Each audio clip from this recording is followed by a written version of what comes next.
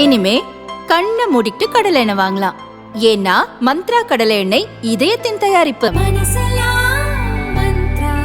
உணவுப் பொருட்களில் விலை உயர்ந்த போதைப் பொருட்களை மறைத்து வெளிநாடுகளுக்கு கடத்தியது தொடர்பாக தமிழகத்தைச் சேர்ந்த 3 பேர் கடந்த மாதம் டெல்லியில் கைது செய்யப்பட்டனர்.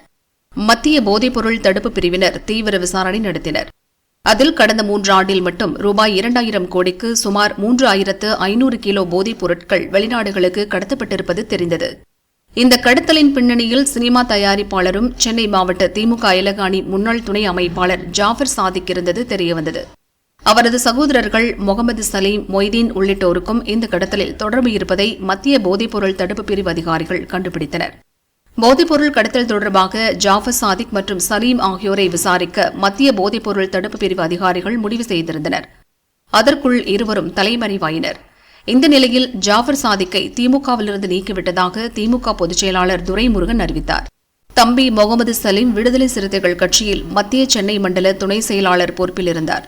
இந்த விவகாரம் பெரும் அரசியல் பிரச்சினையாக மாறிவரும் நிலையில் சலீமை அடிப்படை உறுப்பினர் உள்ளிட்ட அனைத்து பொறுப்புகளிலிருந்தும் நீக்குவதாக விடுதலை சிறுத்தைகள் கட்சி அறிவித்தது. இத்தகவலை அக்கட்சியின் ஒழுங்கு நடவடிக்கை குழு மாநில செயலாளர் தேவராஜ் தெரிவித்தார். ஜாஃபர் சாதிக் மற்றும் முகமது சலீம் வெளிநாடுகளுக்கு தப்பியோடி இருக்கலாம் என போலீசார் சந்தேகிக்கின்றனர். தமிழகம் மட்டுமின்றி வெளிநாடுகளிலும் அவர்களை தேடும் பணி நடக்கிறது.